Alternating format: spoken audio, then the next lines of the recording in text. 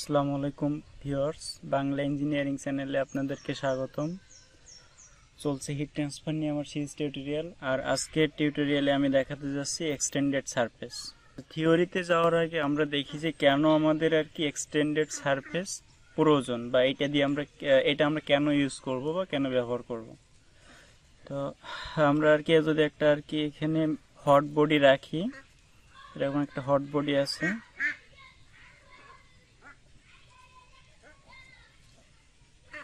একটা machine parts hot body. আর এর এই যে সাইডটা দেখতেছি আমরা, এই সারফেসটা, এটা আমার আর কি বাতাসের সাথে উন্মুক্ত অবস্থায় আছে, আর এর ভিতরে পার্টটা আর কি মেশিনের সাথে কানেক্টেড আছে, সংযুক্ত আছে। তো আমাদের এখন টার্গেট কি, মেশিন তো আমার আর কি কিছু পরিমাণ হিট জেনারেট করে বা তাপ উৎপন্ন করে। আমাদের টার্গেট হলো এই যে যে তাপটা উৎপন্ন করতেছে, ওই তাপটা আমরা যত তাড়াতাড়ি এখান থেকে বাইরে পাঠিয়ে দিতে পারবো, তত আমার আর কি মেশিনটা ঠান্ডা থাকবে।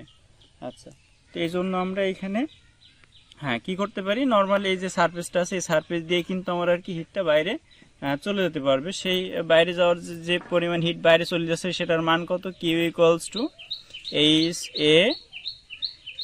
এই যে সারফেসের টেম্পারেচার যদি আমার আর কি টি হয়, টি, আর বাইরের যে সারাউন্ডিং টেম্পারেচার যদি আমরা টি আলফা ধরে নেই, তাহলে কিউ ইকুয়ালস টু হবে H A T minus T alpha. এটা হলো কনভেকশনের মাধ্যমে যদি হিটটা যাচ্ছে, কিউ কনভেকশন বলতেছি আর কি। আচ্ছা, তো আমাদের টার্গেট কি এখন এই যে হিট ট্রান্সফার রেটটাকে বাড়ানো। কারণ কি, যত এই হিট ট্রান্সফার রেটটা আমরা বাড়াতে পারবো, তত আমার কি হিটটা বেশি রেটে আমার বাইরে চলে যেতে থাকবে, আমার মেশিনটা খুব তাড়াতাড়ি ঠান্ডা হবে। আচ্ছা, তো এই জন্য আমরা এখানে কি কি প্যারামিটার এখানে পরিবর্তন করে এটার মানটা বৃদ্ধি করতে পারি। প্রথমে যেটা দেখতে পারি, এটা হলো টি মাইনাস টি আলফা। তো এইটা তো আমার আর কি কনস্ট্যান্ট মান, এটা তো আর পরিবর্তন করা সম্ভব না, কারণ যে টেম্পারেচারটা আমরা স্থানান্তর করবো, এটা তো আর কমানো বাড়ানো সম্ভব না। তো আমরা কি করতে পারি, এইটার মানটা পরিবর্তন করতে পারি, সারাউন্ডিং টেম্পারেচারটা।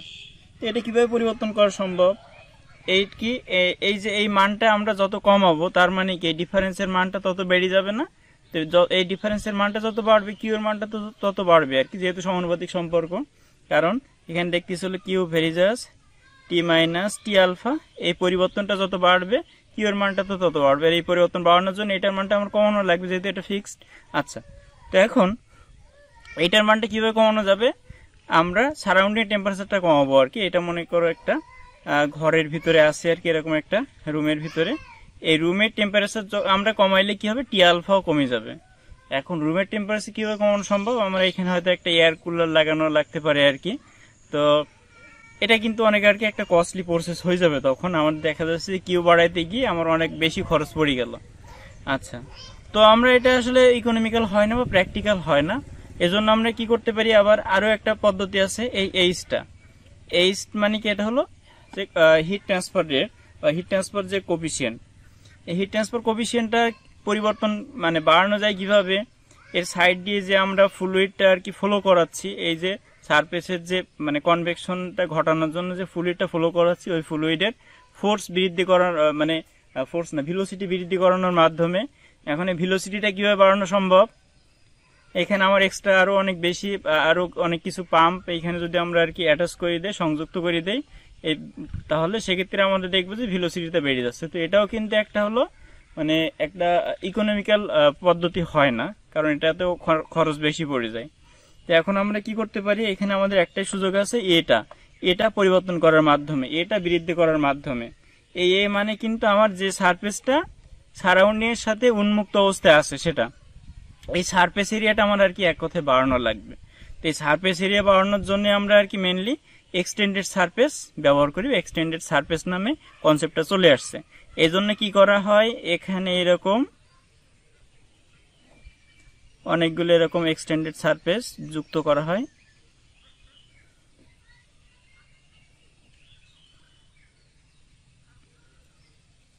এরকম অনেকগুলো এক্সটেন্ডেড সারফেস থাকে।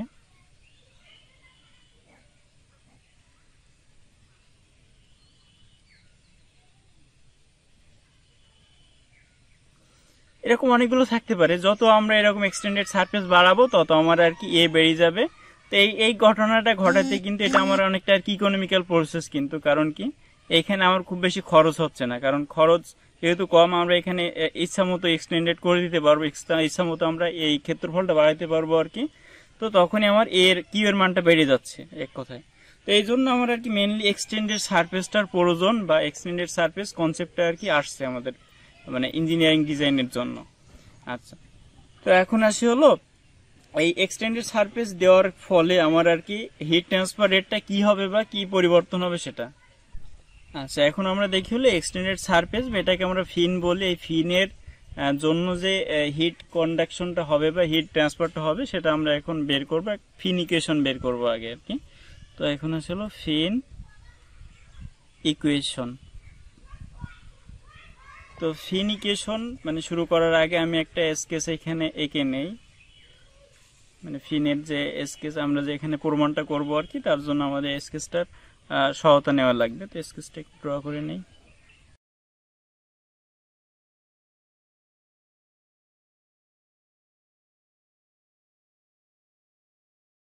এই হলো আমাদের আর কি ফিনের যে এক্সটেন্ডেড সারফেসটা এখানে ড্র করলাম। তো এক্সটেন্ডেড সারফেসের এখান থেকে আমরা একটু অংশ কেটে নিব আর কি আমাদের অ্যানালাইসিসের জন্য। এই অংশটুকু কেটে নিব। এই অংশটুকু মানে কিন্তু এই বরাবর আর কি সব, এই নিচের দিক বরাবর আর কি সব, এই তারপরে এই আর এই, হ্যাঁ মানে পুরো আর কি এই বডি জুড়ে এই জাস্ট এইভাবে আমরা কাটি কাটি চলে গেছি আর কি। এই অংশটুকুই নিয়ে আমরা এখন অ্যানালাইসিস করব। তো আমরা এখন এখানে অ্যাক্সিসটা ডিক্লেয়ার করে দিই। অ্যাক্সিসটা মানে কোন জায়গা থেকে কোন পর্যন্ত, এখান থেকে আর কি শুরু হচ্ছে আমার অ্যাক্সিসটা। এখানে আমার আর কি মূল বিন্দু। তো এখানে এই কন্ডিশন, এই মূল বিন্দু কন্ডিশনের জন্য আমার কি এখানে x=0 কন্ডিশনের জন্য আর কি। আচ্ছা, তো এখান থেকে এইদিকে যত যাব তত আমার কিন্তু যে হিট কন্ডাকশনের পরিমাণটা কমে যাবে। আচ্ছা, তো আমরা এই এলিমেন্টটুকু যদি আর কি বিবেচনা করি, এই এলিমেন্টটুকু এখান থেকে ধরলাম এটা x ডিস্টেন্স দূরে আছে, এখান থেকে এইটুকু হলো x। আচ্ছা, এই যে এইটুকু অংশ কেটে নিলাম, এটার পরিমাণ আমরা বলতেছিল ∇x।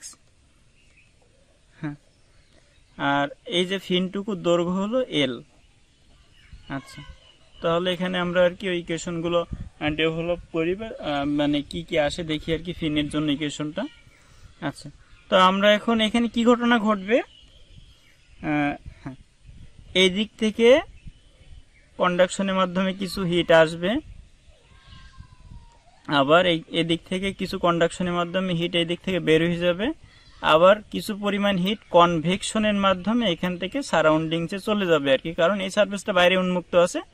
আর এই যে এই সারফেস দুইটা কিন্তু ভিতরের যে সারফেসটা, তার মানে এই দুইটা দিয়ে আমার কনভেকশন হবে আর এখান থেকে হিটটা কন্ডাকশন হবে, আর এখান থেকে হিটটা কনভেকশনের মাধ্যমে এই সারফেস দিয়ে বাইরে চলে যাবে। শুধু এই সারফেস দিয়ে বাইরে চলে যাবে এমন না আর কি, এখান থেকে চলে যাবে, এই যে নিচে যে সারফেসটুকু আছে ওটা দিয়ে চলে যাবে, এখানে যে আছে ওটা দিয়ে আর কি বাইরে চলে যাবে আর কি। মানে মোটর মানে যেটুকু অংশ বাইরে এক্সপোজ অবস্থায় আছে সেটা দিয়ে আর কি আমার এখান থেকে বাইরে চলে যাবে আর কি হিটগুলো। আচ্ছা, কনভেকশনের মাধ্যমে। আর এই দুইটা ফেজ দিয়ে শুধুমাত্র কন্ডাকশনের মাধ্যমে হিটটা ফ্লো হবে। তো এটাকে আমরা বলতে হলো কিউ এক্স, যাতে এক্স ডিস্টেন্স দূরে, Q X, Q conduction X ধরি আর কি, কিউ কন্ডাকশন কমা এক্স, আর এটা হলো Q conduction X plus ∇x। আচ্ছা, আর এখান থেকে হিটটা বাইরে চলে যাচ্ছে ওটা আমরা কিউ কনভেকশন বলি। আমরা এখান থেকে না আর কি, এটা সমগ্র, এখান থেকে এই যে চারটা ফেজ দিয়ে চলে যাচ্ছে ওইটা আমরা একসঙ্গে লিখতেছি কিউ কনভেকশন। আচ্ছা, এরপরে আমরা আর কি মেন এই ফিন ইকুয়েশনের মধ্যে আসি। আমরা ফার্স্টে আর কি যে ব্যালেন্স ইকুয়েশন আছে, এনার্জি ব্যালেন্স ইকুয়েশনে আসি আর কি। তো এনার্জি ব্যালেন্স ইকুয়েশনে আমরা এখানে কি দেখতেছি বা কি হবে, এখান থেকে যেগুলো আর কি ইন হচ্ছে সেগুলোকে যদি আমরা পজিটিভ ধরি, আর যেগুলো বের হয়ে যাচ্ছে সেগুলোকে যদি আমরা নেগেটিভ ধরি, তার মানে এখানে কি লিখতে পারবো, বা আমরা যেগুলো ঢুকতেছে সেটা সমান যেগুলো বের হয়ে যাচ্ছে ওটা লিখলে হবে আর কি, মানে ব্যালেন্স করলেই হবে আর কি। তার মানে এখানে লিখবো হলো রেট অফ হিট কন্ডাকশন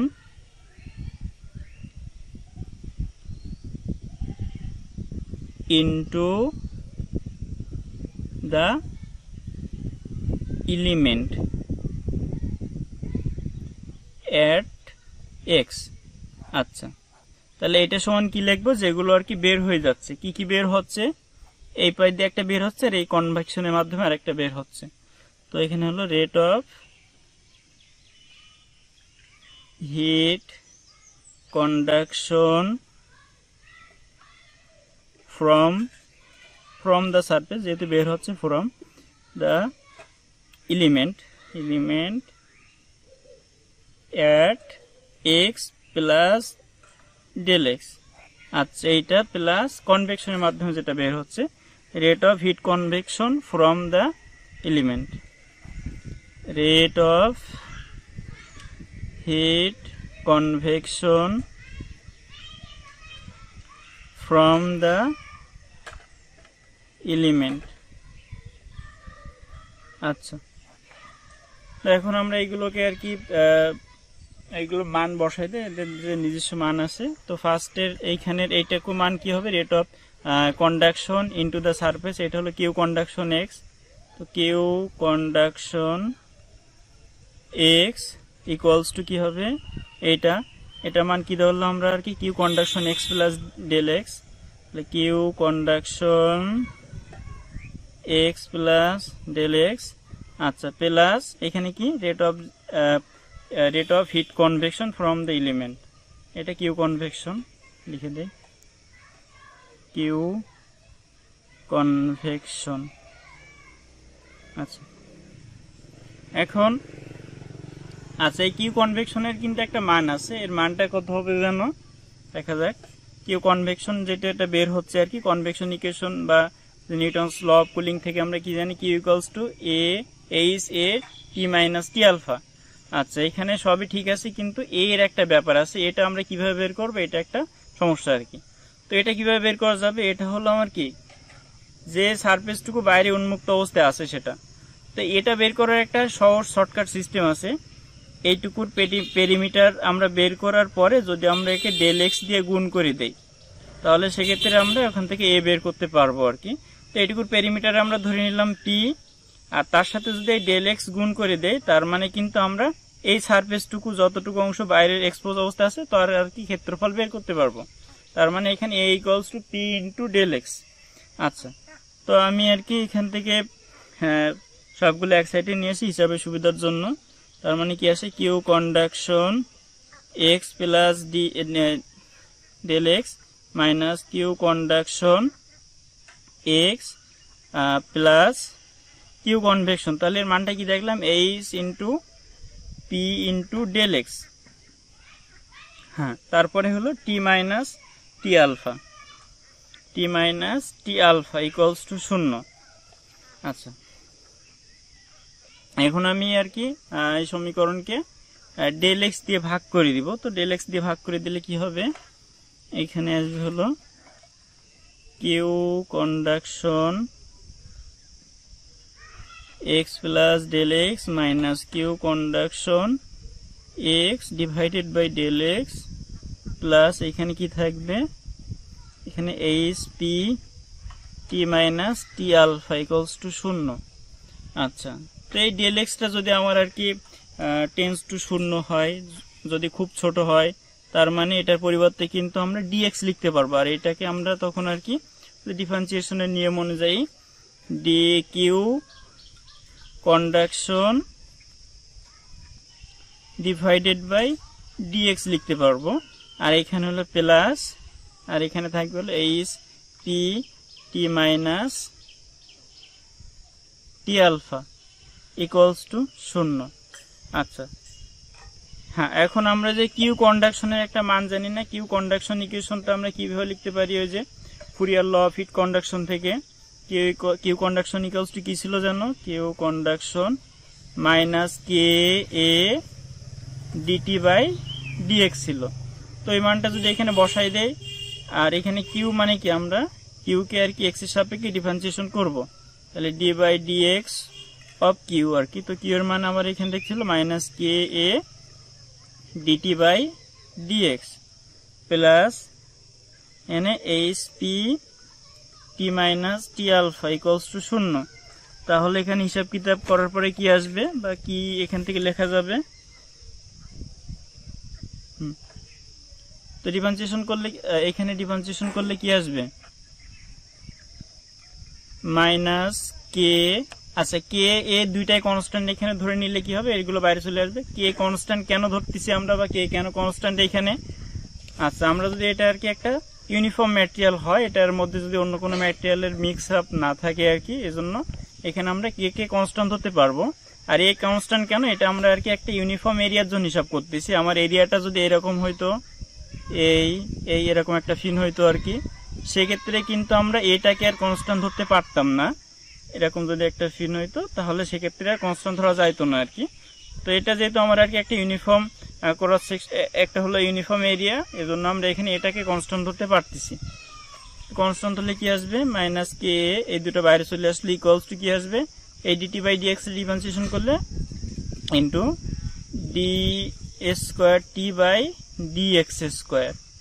হ্যাঁ তারপরে plus H P T minus T alpha equals to 0। হ্যাঁ তো এটা মাইনাস আছে যেহেতু এখানে মাইনাস কমন নিলে এটা মাইনাসটা এখানে তো উঠে যাবে আর এখানে আর কি মাইনাস হবে। আচ্ছা তাহলে যে ইকুয়েশনটা পাইলাম এই পাশে যদি একটু হ্যাঁ এখন আমরা যেটা করব আর কি উভয় পক্ষকে কে এ দ্বারা আর কি ভাগ করে দিব। মানে এখানে আমরা একদম শুধু D square T by dx square রাখতে চাচ্ছি এর সাথে আর অন্য কোনো টার্ম যুক্ত রাখতে চাচ্ছি না আর কি। তার মানে তখন কি হবে ভাগ করে দিলে এখানে আর থাকবে না এর এইচ পি বাই কে হয়ে যাবে। তো সেক্ষেত্রে এখানে যদি কি আসে দেখা যাক লিখি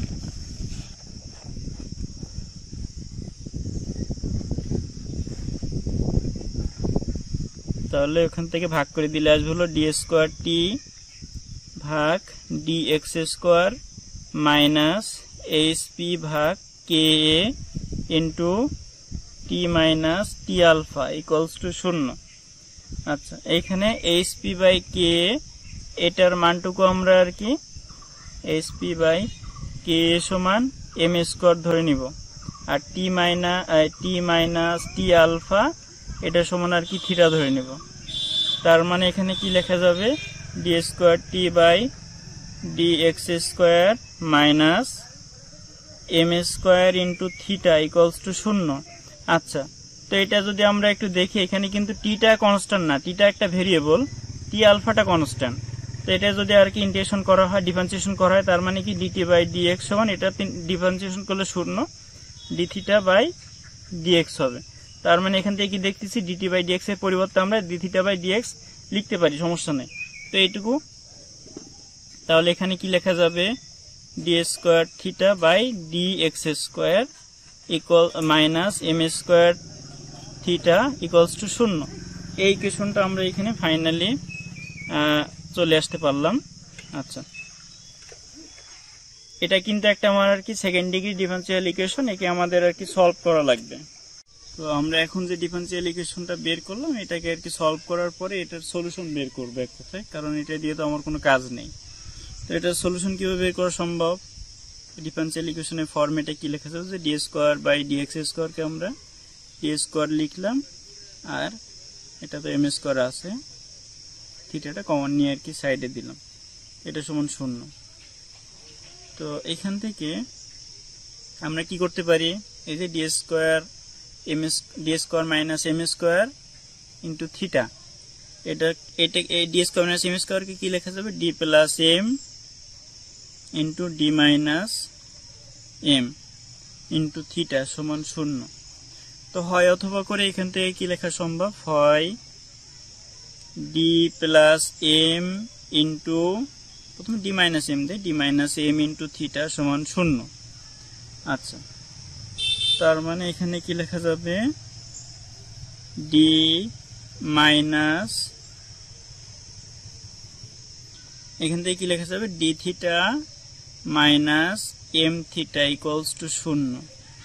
ডি সমান আমরা কিন্তু এখানে ডি বাই এক্স ধরছিলাম আর কি আর D square by X square মানে ডি স্কোয়ার ধরছিলাম। তার মানে এখানে আমার স্কোয়ার হবে না এখানে হলো D theta by dx.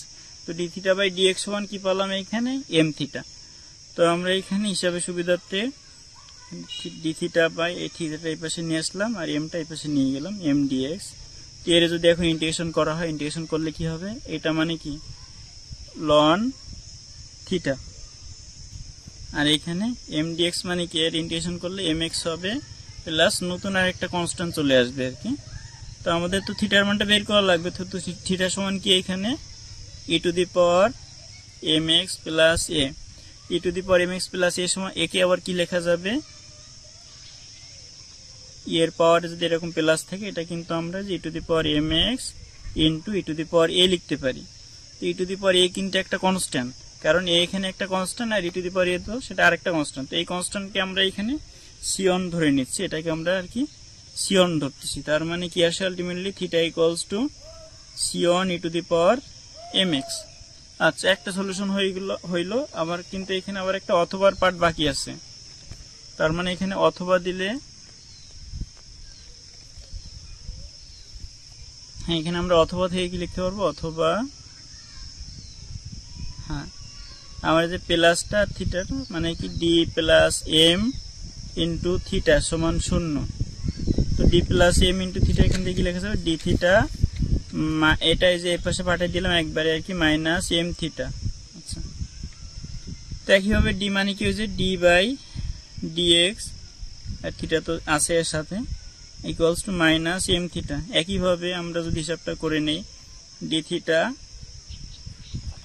Theta by theta equals to minus M into dx. আচ্ছা, তো এরপরে একে যদি ইন্টিগ্রেশন করা হয় তার মানে এখানে লন থিটা আসবে, ln theta equals to minus M X plus B, একটা নতুন কনস্ট্যান্ট আসলো বি।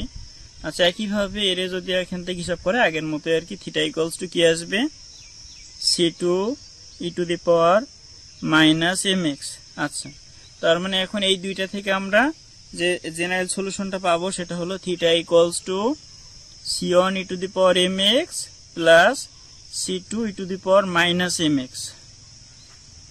এইটা আমার জেনারেল সলিউশন, একে আমাদের আর কি সলভ করা লাগবে, বের করা লাগবে। তো আমার এখানে সলভ করার আগে আমরা কিছু এখানে কন্ডিশন এখানে ডেভেলপ করে দেই। তো আমার ছবিটা কি কেমন ছিল, এই ছিল আমার আর কি ছবিটা। আমরা বলছিলাম এটা আমাদের অ্যাক্সিস, এইখানে আর কি x 0। তো x যখন 0 তখন কিন্তু আমার এটা আর কি একদম এখানে যে টেম্পারেচার সেটাকে আমরা আর কি T0 ধরে নিচ্ছি, T0। আচ্ছা, আর যখন আর কি x সমান L হবে তখন আর কি আমার টেম্পারেচারটা হলো এই ফিনের যে একদম মাথার যে টেম্পারেচার বা টিপের যে টেম্পারেচার সেটা। তো আমরা এখন এই কন্ডিশনগুলো যদি এখানে লিখি, ফার্স্ট কন্ডিশন কি, যখন আমার আর কি x ইকুয়ালস টু 0 তখন t equals to t0।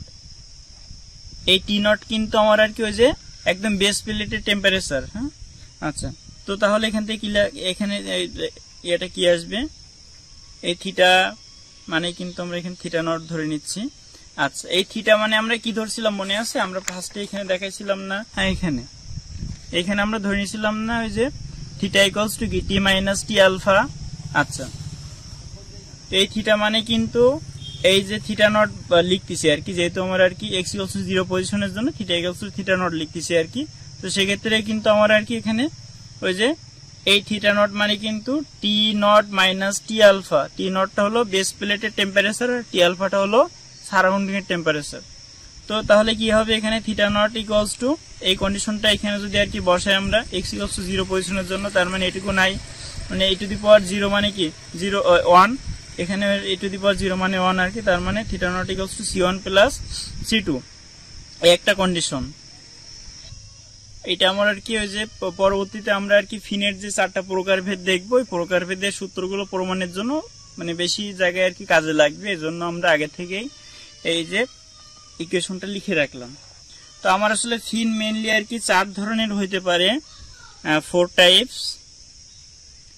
First হলো আর কি ইনফাইনাইটলি রং, মানে 4 ধরনের না আর কি 4 প্রকারের আর কি কেস আমরা এখানে দেখতে পারি। 4 টাইপ বলা ভুল হবে আর কি, 4 প্রকারের কেস আমরা এখানে দেখতে পারি, 4 কেসেস। তো প্রথমে আসলে ইনফাইনাইটলি লং, তারপরে আছে হলো এরপরে যেটা আছে নেগলিজিবল,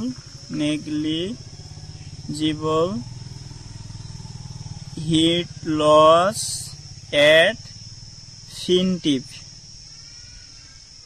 এরপরে আছে হলো স্পেসিফাইড